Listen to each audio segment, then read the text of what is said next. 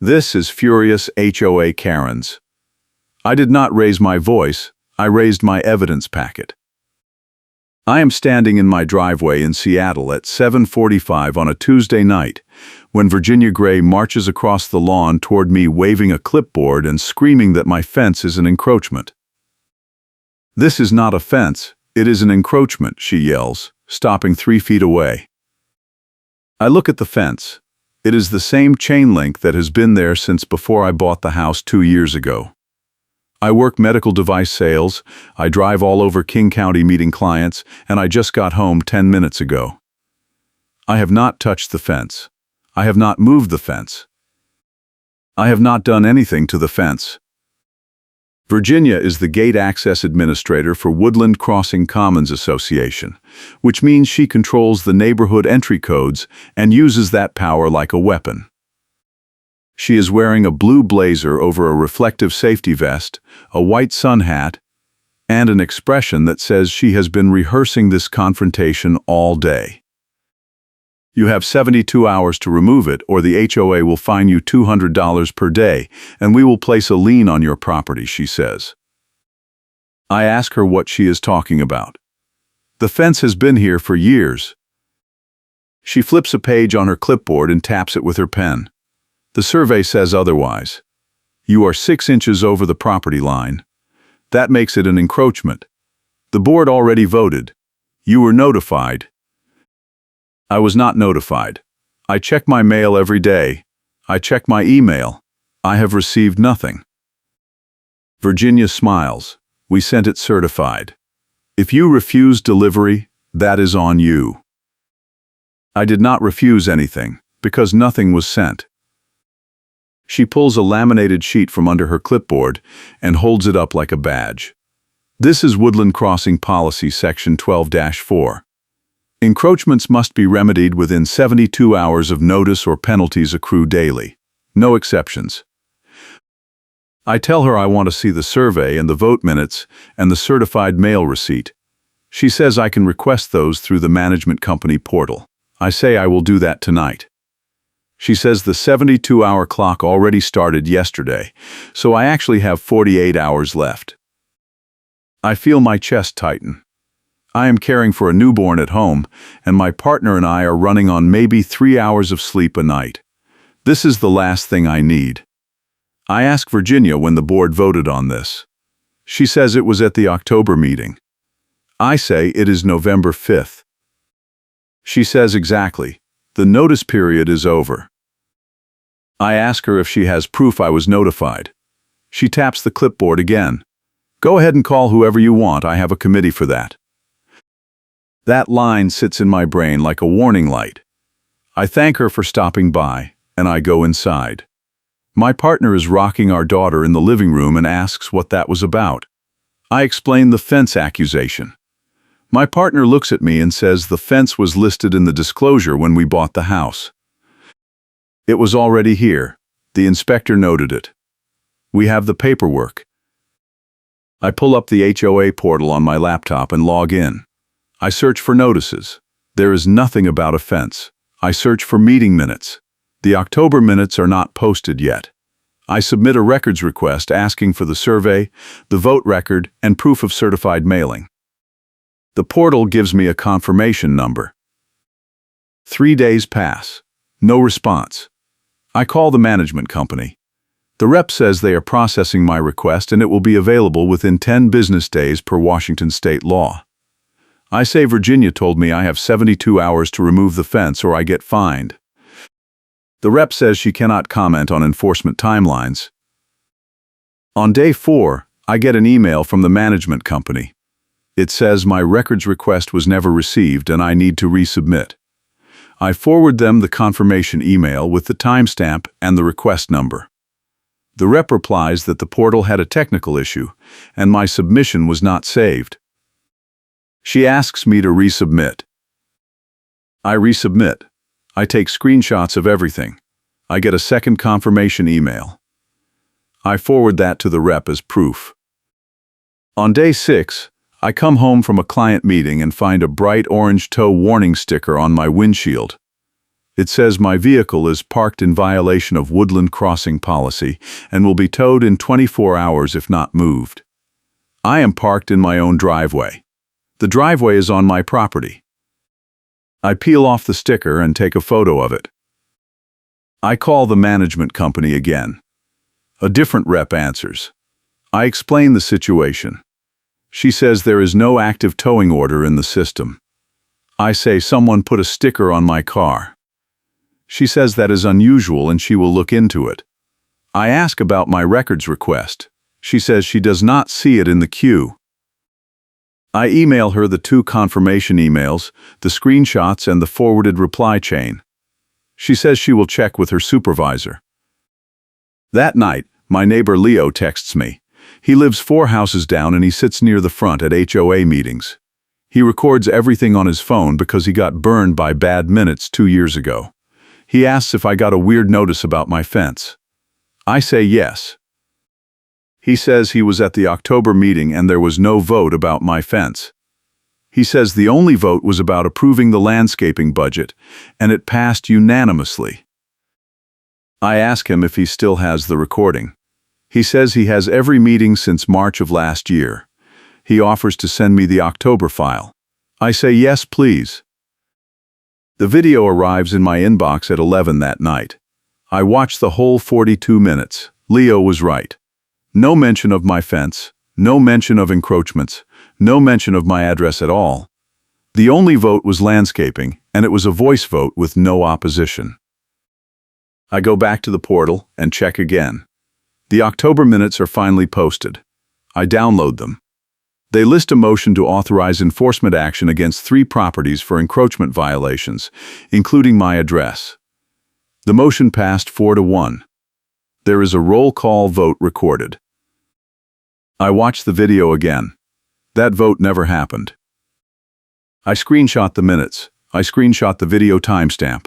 I create a side-by-side comparison document with no readable text visible, just the timestamps and the vote claim. I save everything in a folder. I feel my pulse climbing. This is not a mistake. This is fabricated. I text Leo and tell him what I found. He replies immediately. He says this is not the first time. He says 2 years ago, a homeowner named Rachel got hit with a retroactive fine for a shed that had been permitted by the city, but the HOA claimed was never approved by the architectural committee. She fought it for 6 months, paid a lawyer, and eventually settled because the minutes showed a vote denying her application. But Leo was at that meeting too, and no vote happened. Rachel told him the management company lost her original application twice and then claimed she never submitted it. She gave up because she could not afford to keep fighting. I ask Leo if Rachel still lives here. He says no, she sold her house last spring and moved. I sit at the kitchen table and stare at my laptop. If this happened to Rachel, and it is happening to me, it is a pattern. Someone is altering the minutes to create violations that never existed. I need to know who. The next morning, I drive to the King County Records Office and request the property survey for my address. The clerk pulls it up and prints a copy. The fence is clearly on my side of the property line. It is 4 feet inside my boundary. There is no encroachment. I am standing at the counter reviewing the document when Virginia walks in. She sees me and freezes. Then she walks up to the counter next to me and tells the clerk she needs to submit a correction to a property boundary record. The clerk asks which property. Virginia gives my address. The clerk looks confused. She says the record for that address was just accessed. Virginia says there is an error in the file and she has updated survey data from a licensed contractor. The clerk asks to see the contractor license number and the certification stamp. Virginia pulls a folder from her bag and flips through pages. She does not find what she is looking for. She tells the clerk she will come back with the documentation. I thank the clerk, take my survey, and walk out. Virginia follows me into the parking lot. She says I am interfering with HOA business. I say I am reviewing public records. She says I am harassing her by showing up at the same location. I say I had no idea she would be here. She steps closer and says if I keep pushing, the HOA will escalate enforcement and I will regret it. I get in my car and leave. I drive to a coffee shop and I call my partner. I explain what just happened. My partner says this is getting out of control and maybe we should just pay someone to look at the fence and write a report so we have proof it is not an encroachment. I say we already have proof. The county survey is proof. But I agree we need more documentation. I call a licensed surveyor and schedule an appointment. He comes out the next afternoon, takes measurements, checks the county map, and confirms the fence is entirely on my property. He gives me a signed letter with his license number and a site diagram. I scan everything and add it to my evidence folder. That night, I get an email from the management company. It says my records request has been fulfilled and the documents are available in the portal. I log in. There are 3 files. One is labeled October meeting minutes. One is labeled certified mail log. One is labeled survey. I download all 3. The minutes file is the same fabricated document I already have. The certified mail log shows a tracking number for a letter sent to my address on October 15th. The survey file is a scanned image of a hand-drawn diagram with no contractor name, no license number, no certification stamp, and a claim that my fence extends 6 inches over the property line. I compare the fake survey to the real one from the county. They do not match. The fake one has the property line moved 6 inches to make my fence look illegal. I take screenshots of everything. I add them to the folder. I now have proof that someone fabricated a survey, fabricated meeting minutes, and possibly fabricated a mail log. I need to know who is behind it. I text Leo and ask if he knows who prepares the meeting minutes. He says the board secretary types them up and submits them to the management company for posting. I ask who the secretary is. He says it is Virginia Gray. Everything clicks. Virginia is the one writing the minutes. Virginia has access to the certified mail logs through her gate access admin role. Virginia tried to submit a fake survey correction at the county office. She is fabricating records to create violations. But I still do not know why. I need a motive. I start digging. I go back through the portal and pull every meeting minute from the last 3 years. I download them all. I search for mentions of my address. There are none before October. I search for mentions of Rachel's address. I find 4. One in March 2 years ago approving her shed application. One in April denying it. One in May authorizing a fine. One in June authorizing a lien. I pull up Leo's video files. He sends me the March and April meetings. I watch both. In March, the architectural committee chair says Rachel's shed application is complete and recommends approval. No vote is taken because it is a committee report, not a board action. In April, there is no discussion of Rachel at all. The minutes claim a vote happened. The video proves it did not. I screenshot everything. I create a timeline document. Rachel's case and my case follow the same pattern.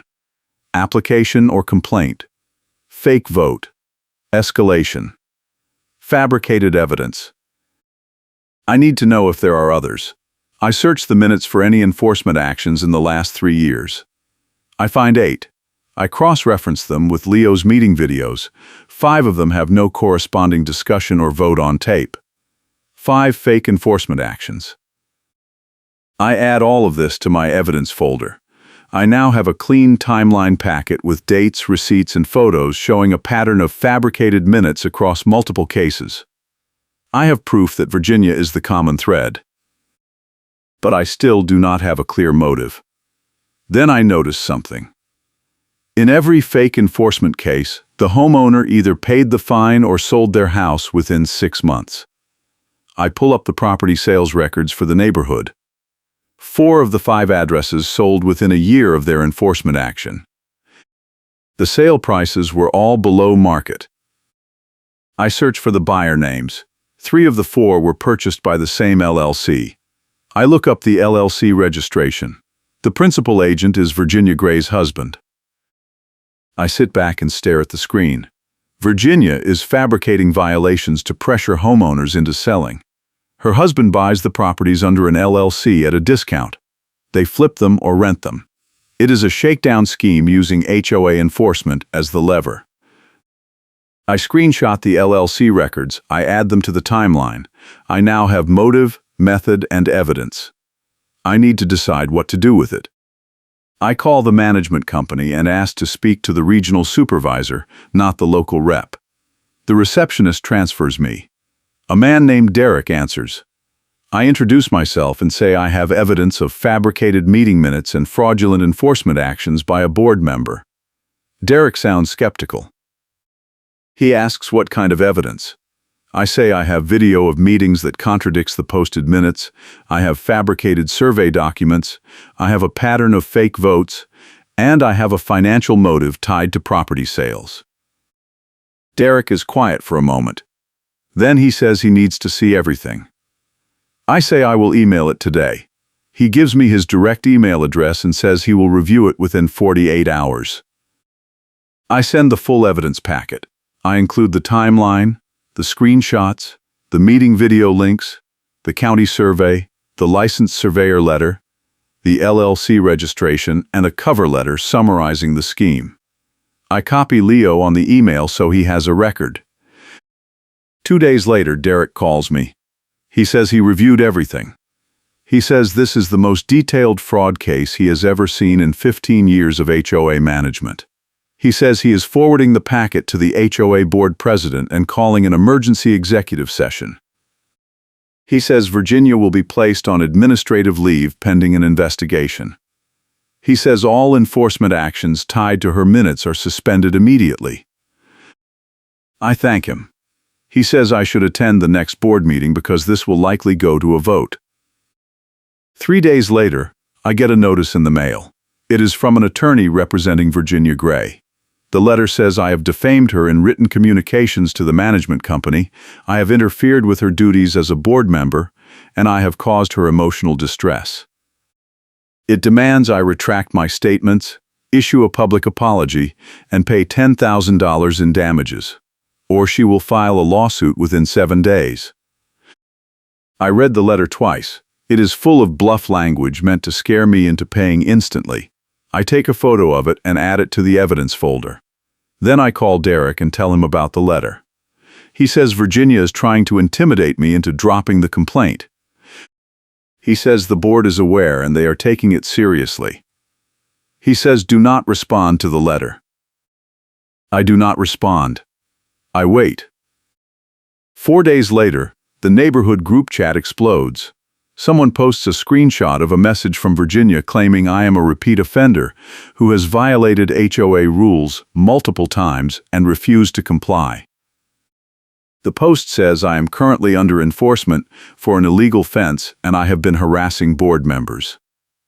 It tags my name. It includes my address. I screenshot the post. I add it to the folder. Then I reply in the group chat with a single sentence. I have documentation that proves every claim in that post is false, and I will be presenting it at the next board meeting. 15 neighbors react with surprise emojis. 3 people ask for more information. Virginia does not respond. If you are enjoying this story, hit the like button and subscribe so you never miss another HOA drama case. The next board meeting is scheduled for Thursday at 7. I arrive at 6:45 and park near the clubhouse exterior walkway. Leo is already there with his phone. He says he is recording everything. I say good. At 6:50, Virginia pulls up in her car. She sees me and her face goes red. She gets out and marches over. She is wearing the same blue blazer and white sun hat. She is holding a tablet. She stops in front of me and holds up the tablet. She says she has proof I submitted false records requests and wasted HOA resources. She says the board is going to fine me for abuse of process. She says I should leave now before I make it worse. I stay calm. I pull the tabbed evidence binder from my bag and hold it in the foreground. I say I have video proof that votes in the minutes never happened. I have a fabricated survey with no licensed contractor signature. I have a timeline of 5 other cases with the same pattern. And I have property records showing your husband bought 4 of those homes under an LLC after you pressured the winners with fake violations. Virginia's face goes pale. She starts to say something, then stops. A gate technician with a tool bag walks up the path mid-argument and asks if everything is okay. I say yes. Virginia says no, this man is harassing me. The technician looks at both of us, then says he is just here to check the keypad and he does not want to be involved. He walks past us into the clubhouse. Virginia lowers the tablet. She says I have no idea what I am talking about. I say I have emails, meeting videos, county records, and a licensed surveyor letter. I say I sent all of it to Derek and he confirmed the board is investigating. She steps closer. She says, "You think you are so smart. You think you found something. But the board already voted on your fence. It is in the minutes. It is done." I smile.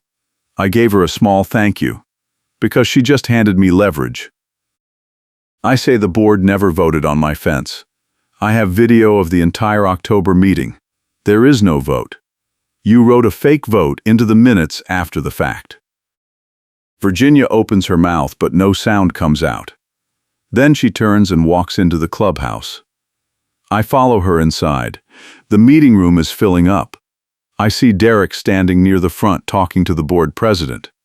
I take a seat in the 3rd row. Leo sits next to me. At 7, the board president calls the meeting to order. She says there is an emergency agenda item regarding an administrative matter. She asks Derek to present. Derek stands and summarizes the investigation.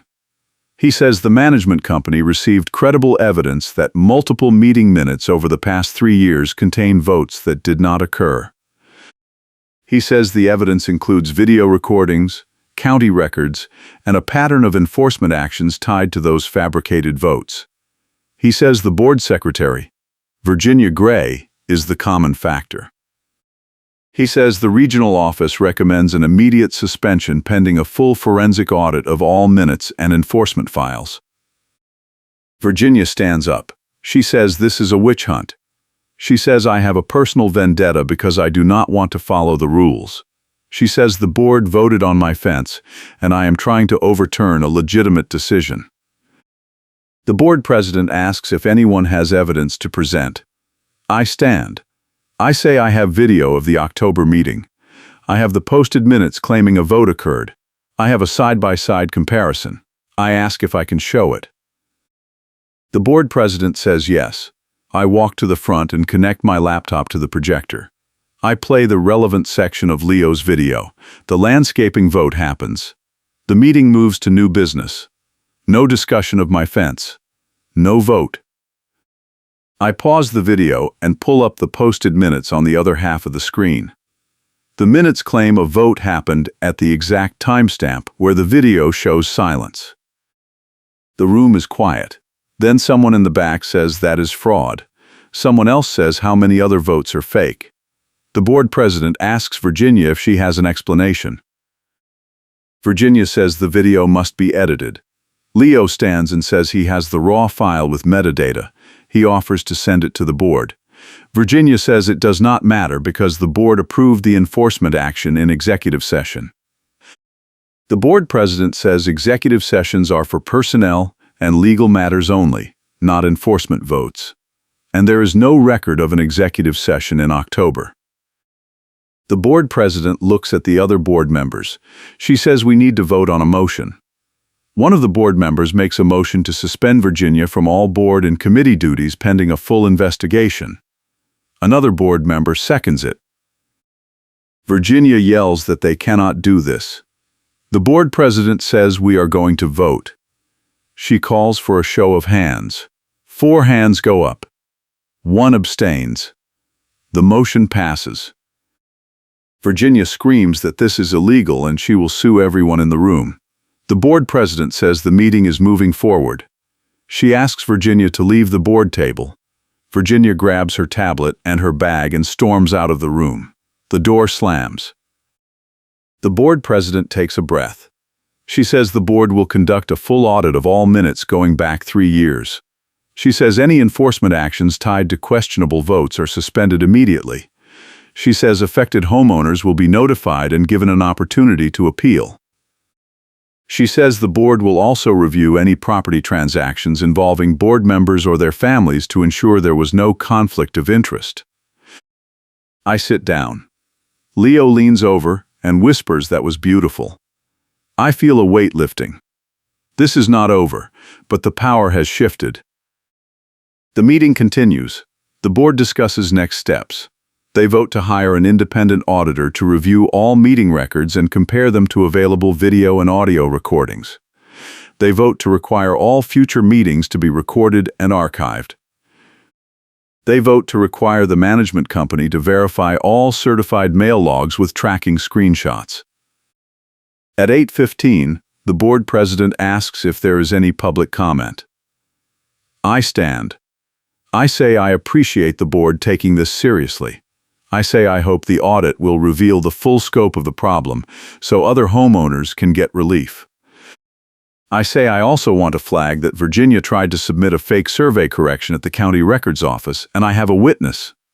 The board president asks me to submit that information in writing. I say I will. The meeting adjourns at 8:30. I pack up my laptop and walk out. Derek catches me in the hallway. He says I did the right thing bringing this forward. He says the regional office is going to recommend the board terminate Virginia's membership on the board and possibly pursue legal action depending on what the audit finds. He says my fence case is closed and the violation notice is voided. I thank him. He shakes my hand and says he is sorry I had to go through this. I drive home.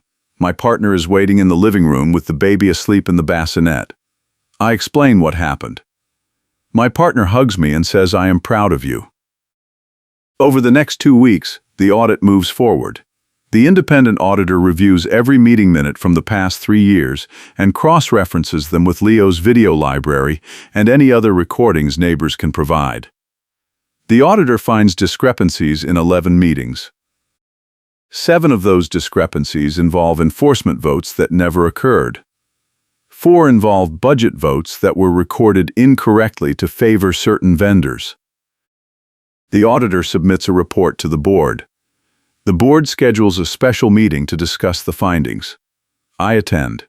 So do about 40 other homeowners, including 2 of the people who were hit with fake enforcement actions. One of them is crying.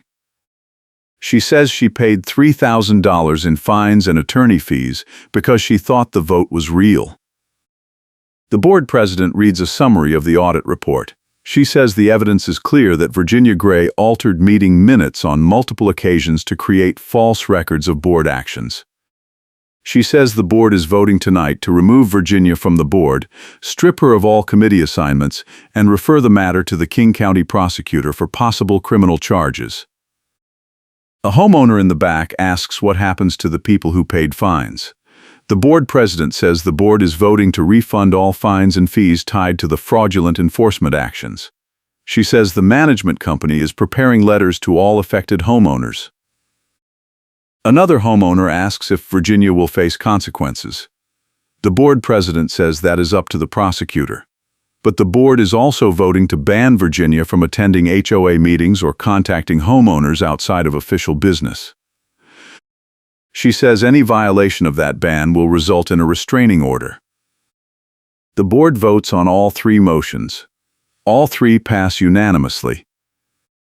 I feel a sense of relief. It is not perfect, but it is justice. 2 days later, I get a letter from the management company. It says my violation case is closed, my record is clear, and I will receive a refund of any fees I paid. I did not pay any fees, but I appreciate the letter. I also get a call from one of the homeowners who was affected. Her name is Angela. She says she lost her house because of Virginia's fake enforcement action. She says she could not afford to fight the fines and the lien, so she sold at a loss. She says Virginia's husband's LLC bought her house. She asks if there is any way to reverse the sale. I tell her I am not a lawyer, but she should talk to one. I give her the name of a real estate attorney I found online. She thanks me and says she is going to fight. 3 weeks later, the neighborhood group chat lights up again. Someone posts a news article. The King County prosecutor has filed charges against Virginia Gray for fraud, forgery, and abuse of public trust. The article says she faces up to 5 years in prison if convicted. I screenshot the article. I send it to Leo.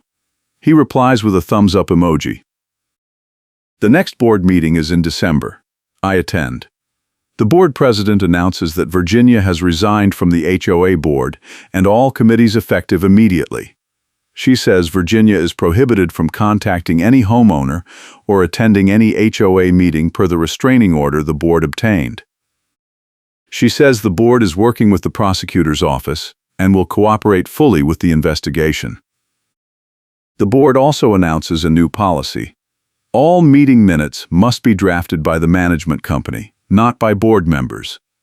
All meetings must be recorded, and the recordings must be posted online within 48 hours. All enforcement actions must include a citation to the specific rule or statute being violated, and that citation will be read into the minutes verbatim to ensure clarity. I smile. A statute citation read into the minutes that shuts the threat down. That is exactly what I wanted. The board president also announces that the board has agreed to mediation with a neutral third party to resolve any remaining disputes with affected homeowners. She says the goal is to make everyone whole and restore trust in the HOA process. I raise my hand. The board president calls on me. I say I appreciate everything the board has done. I say I hope this case shows that transparency and accountability matter, and that homeowners have the right to question authority when something does not add up. I say I also hope the board will consider term limits and conflict of interest policies to prevent this from happening again. The board president says those are good suggestions, and the board will discuss them.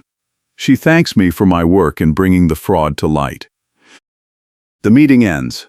I pack up and head for the door. A neighbor stops me in the hallway. She says thank you for not giving up. She says her sister went through something similar in another HOA and she just paid the fine because she did not know she could fight. She says you showed people they have power. I thank her. I walk out into the cool December evening. I check my watch. I have been checking it constantly because of deadlines, but tonight I have nowhere to be. I get in my car and drive home. Over the next few months, the fallout continues. Angela hires the attorney I recommended and files a lawsuit against Virginia and her husband's LLC alleging fraud in the sale of her home. The case is ongoing, but Angela tells me she feels hopeful. 2 other affected homeowners file complaints with the Washington State Attorney General alleging HOA abuse. The AG's office opens an investigation into Woodland Crossing Commons Association and the management company. The management company replaces the local rep with someone new. The new rep is competent, responsive, and transparent. I actually trust her. The board holds elections in February.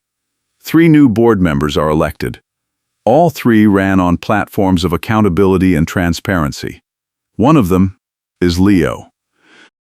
In March, Virginia pleads guilty to 2 counts of forgery and 1 count of fraud. She is sentenced to 18 months in prison, 3 years of probation, and ordered to pay restitution to the affected homeowners. Her husband's LLC is forced to sell the properties it acquired and return the proceeds to the original sellers minus fair market holding costs. I get a check in the mail for $1,200. It is my share of the restitution pool. I donate it to a local nonprofit that provides free legal aid to homeowners in HOA disputes. In April, I attend my first board meeting since the new board was seated. Leo is sitting at the board table. He sees me and waves. The meeting is calm, organized, and boring in the best way. The board approves a landscaping contract, discusses a reserve fund study, and takes public comment. No drama. No fake votes. No enforcement threats. At the end of the meeting, the board president thanks everyone for attending. She says the board is committed to running a fair, transparent HOA that serves the community. She says if anyone has concerns, they should bring them forward, because sunlight is the best disinfectant. I walk out feeling lighter than I have in months. I get in my car and sit for a moment. I think about the last 6 months. I think about the fake survey, the fabricated minutes, the toe sticker, the attorney letter, the group chat attack. I think about the moment I found the video that proved the vote never happened. I think about the moment I realized Virginia was running a shakedown scheme. I think about the fact that I almost gave up. I almost just paid someone to move the fence to make it go away. I almost let Virginia win. But I did not. I dug into the cold case. I found the pattern. I connected the clues. I caught the culprit. And I made sure she faced consequences. I start the car and drive home. My partner is waiting with dinner. The baby is asleep. The house is quiet. The fence is still standing exactly where it has always been, 4 feet inside my property line. I sit down at the table and my partner asks how the meeting went. I say it was boring. My partner laughs and says that is a good thing. I agree. A few weeks later, I get a message on the neighborhood group chat. It is from a homeowner I do not know. She says she just moved into the neighborhood and she heard about what happened with Virginia. She says she used to live in an HOA in Tacoma where the board president was stealing from the reserve fund and fabricating expense reports. She says she reported it, but nobody believed her, and she eventually moved. She says reading about my case made her realize she gave up too soon. She says she is going to reopen her complaint and try again. I reply and tell her I am happy to share my evidence template and timeline format if it helps. She says that would be amazing. I send her the files. Over the next few months, I get a few more messages like that. People in other neighborhoods who dealt with HOA corruption and gave up. People who are inspired to fight back. I share what I learned. I tell them to document everything, get video, find allies, and do not back down. In June, I get an email from a reporter at a local Seattle news station. She says she is working on a story about HOA fraud and abuse in Washington state. She asks if I would be willing to talk on camera. I think about it for a day, then I say yes. The interview airs in July. It is a 5-minute segment. I tell the story. I show the evidence. I explain how I caught Virginia. The reporter asks what I want people to know. I say HOAs are supposed to serve the community, not control it. I say if something feels wrong, trust your gut and investigate. I say transparency and accountability are not optional. The segment goes viral. I get messages from people all over the country. Some are dealing with similar issues. Some just want to say thank you. Some want advice. I answer as many as I can. In August, the Washington State Legislature passes a new law requiring all HOAs to record meetings, post minutes within 7 days, and allow homeowners to request audio or video copies of any meeting at no cost. The law also creates a state hotline for reporting HOA fraud and abuse. Advocates say my case was one of the reasons the bill gained traction. I do not know if that is true, but it feels good. In September, I get a letter from Angela. She settled her lawsuit. She got her house back. She is moving in next month. She thanks me for helping her fight. She says she is going to run for the board next year. I write back and say I will vote for her. In October, I attend the annual HOA meeting. The board presents the budget. They discuss long-term capital projects. They take questions. Someone asks about the fraud case. The board president says the case is closed, restitution has been paid, and the board has implemented new safeguards to prevent it from happening again. She says the board is committed to transparency and accountability, and if anyone ever has concerns, they should bring them forward immediately. The meeting adjourns. I walk out with Leo. He says it has been a wild year. I say that is an understatement. He says he is glad we fought. I say me too. A few weeks later, I am driving home from a client meeting when I pass the old Woodland Crossing sign at the neighborhood entrance. The sign looks the same, but everything else feels different. The gate codes are managed by a new company. The meeting minutes are posted on time. The board is responsive. The drama is gone. I think about the tow sticker I peeled off my windshield. I think about the fake survey. I think about the fabricated minutes. I think about Virginia yelling at me in my driveway, waving her laminated policy sheet, telling me I had 72 hours to comply. I think about the moment I decided to fight back instead of giving in. I think about the moment I found the video proof. I think about the moment I stood up at the board meeting and played the recording that destroyed her lies. I think about the statute citation read into the minutes that shuts the threat down. I think about Karen getting a written warning for harassment behavior. I think about the HOA agreeing to mediation with a neutral third party. I think about the board voting to censure Karen in public, strip her committee powers, and ban her from contacting homeowners outside official meetings. I think about Karen trying to interrupt and the meeting voting anyway. I smile. Justice is not always fast, but when it comes, it is worth the wait. I pull into my driveway and park. The fence is still there, exactly where it has always been. I get out and walk to the front door. My partner is inside with the baby. Dinner is on the stove. The house smells like garlic and onions. I hang up my keys and take off my gray baseball cap. My partner asks how my day was. I say it was good. Normal. Boring. My partner smiles and says boring is underrated. I agree. That night I sit on the couch with my laptop and check the HOA portal one more time. The November meeting minutes are posted. I skim through them. Budget approval, landscape committee report, new homeowner welcome.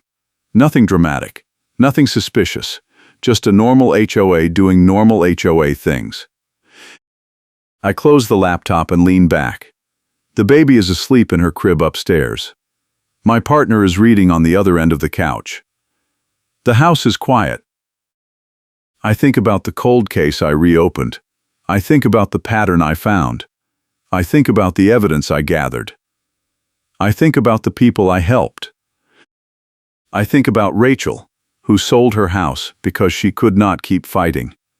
I think about Angela, who got her house back because she did not give up. I think about the other homeowners who got refunds, who got their records cleared, who got justice. I think about the reporter who told the story. I think about the law that passed. I think about the messages I got from people who decided to fight back in their own neighborhoods.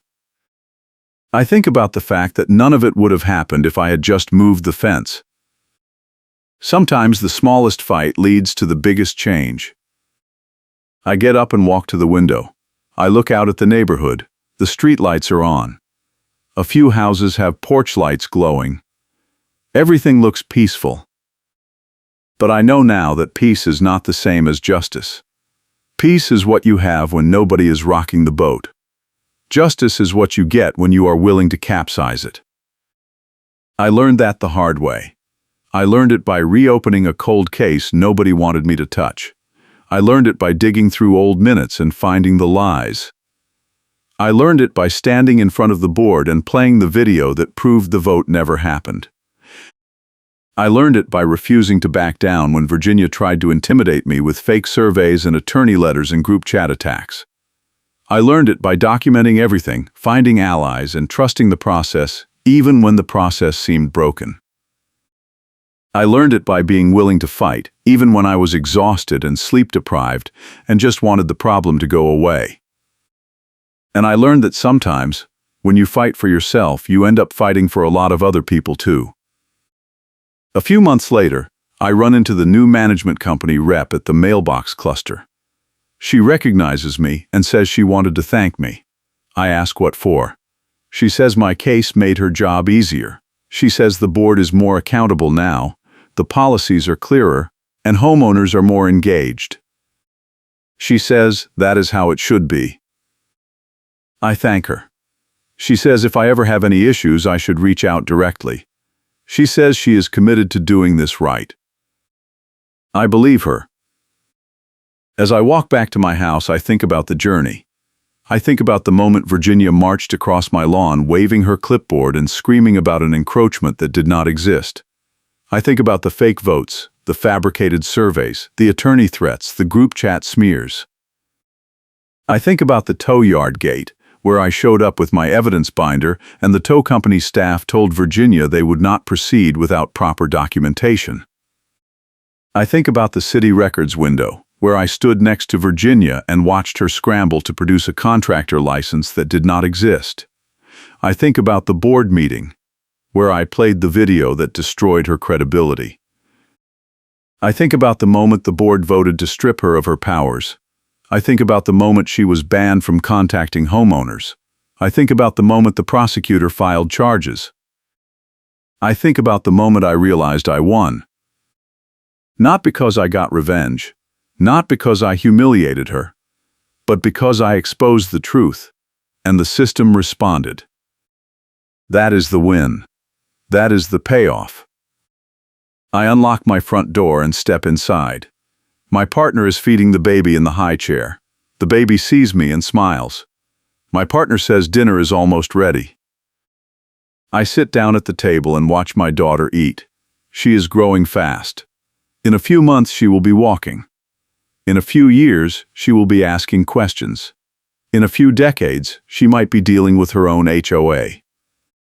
And when that day comes, I hope she remembers this story. I hope she remembers that rules are only as fair as the people who enforce them. I hope she remembers that records can be faked, votes can be fabricated, and authority can be abused. And I hope she remembers that when someone tries to intimidate you with fake power, the best response is not to fight back with anger, but to fight back with evidence. Because evidence does not lie. Evidence does not care about your feelings. Evidence just is. And when you have the evidence, you have the power. That night I sit down at my laptop one more time. I open the evidence folder I built during the investigation. I scroll through the timeline, the screenshots, the videos, the documents. I think about how many hours I spent gathering all of this. I think about the late nights, the phone calls, the records requests, the cross-referencing. I think about the moment I almost gave up, the moment I thought maybe it is not worth it, the moment I considered just paying someone to move the fence and moving on with my life. I am glad I did not. I close the laptop and shut it down. The evidence is still there, saved in 3 places, backed up to the cloud. I will probably never need it again. But I am keeping it, just in case. Because in a world where people fabricate votes and alter records and use their authority to bully others, evidence is the only thing that matters. And I have learned to never delete it. I turn off the lights and head upstairs. My partner is already in bed. I climb in next to them and close my eyes. The house is quiet. The baby is asleep. The neighborhood is calm. And for the first time in months, I sleep through the night. Thanks for watching, and I will catch you in the next one.